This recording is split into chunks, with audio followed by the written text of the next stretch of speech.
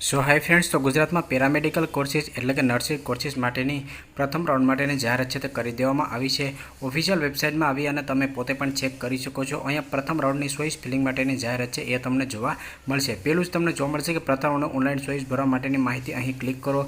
નીચે તમને એ જોવા મળશે જે પણ માહિતી છે એ કોલેજ રિલેટેડ છે કે જે પણ કોલેજો છે એનું જે પણ મંજૂરીની કે એનઓસીની કોઈ પણ પ્રોસેસ બાકી હોય તો એની માટે માહિતી છે જોવા મળશે. તો એ તમારે કોઈ પણ માહિતી છે લાગુ પડતી નથી, પરંતુ નીચે અહીંયા તમને જોવા એ મળશે કે જે પણ પ્રથમનો ઓનલાઈન ચોઈસ ફિલિંગ છે એની તારીખ તો 21 સપ્ટેમ્બરથી લઈ અને 26 સપ્ટેમ્બર બપોરે 12 વાગ્યા સુધીમાં તમારે ઓનલાઈન કોલેજ પસંદગી છે તે કરવાની રહેશે. અને જે પણ તમે કોલેજ પસંદગી કરેલી હશે એની ચોઈસ છે એ તમે 26 સપ્ટેમ્બર સાંજે 6 વાગ્યા સુધી જોઈ શકો છો. તો તમારે 21 સપ્ટેમ્બર એટલે આજથી લઈ અને 26 સપ્ટેમ્બર બપોરે 12 વાગ્યા સુધી તમારે ઓનલાઈન કોલેજ પસંદગી છે તે કરવાની રહેશે. અત્યારે તમે લોગિન કરી અને ચેક કરશો તો અત્યારે તમને કદાચ ઓનલાઈન કોલેજ પસંદગીની પ્રોસેસ છે જોવા ન મળે તો તમારે 1-2 કલાક પછી ટ્રાય કરજો, અથવા હું તમને સલાહ આપું તો તમે કાલથી કોલેજ પસંદગી છે એની પ્રોસેસ છે કરી શકો છો. કોલેજ પસંદગી છે એ તમારે કઈ રીતે સ્ટેપ બાય સ્ટેપ કરવાની છે એના પર હું સંપૂર્ણ લાઈવ પ્રોસેસનો વિડીયો છે તે અપલોડ કરી દઈશ. પ્રથમ રાઉન્ડ છે એ તમારો ખૂબ જ અગત્યનો હોય છે, કારણ કે મોસ્ટ ઓફલી સરકારી સીટો છે BSc nursing, GNM, ANM, physiotherapy એની તમામ સરકારી સીટો છે એ પ્રથમ રાઉન્ડમાં જ ફૂલ થઈ જતી હોય છે. તો કોલેજ પસંદગી કરવામાં તમારે ખૂબ જ ધ્યાન છે તે રાખવાની રહેશે. કોલેજ પસંદગી છે હંમેશા તમારે ઉતરતા ક્રમમાં કરવી. જેમ કે તમારે પહેલી પસંદગી અમદાવાદ હોય તો એ અમદાવાદ રાખવી, બીજી પસંદગી તમારી બરોડા હોય તો બરોડા રાખવી, ત્રીજી પસંદગી તમારી ભાવનગર હોય તો ભાવનગર રાખવી. એ રીતે હંમેશા તમારે ઉતરતા ક્રમમાં કોલેજ પસંદગી છે તે કરવાની રહેશે.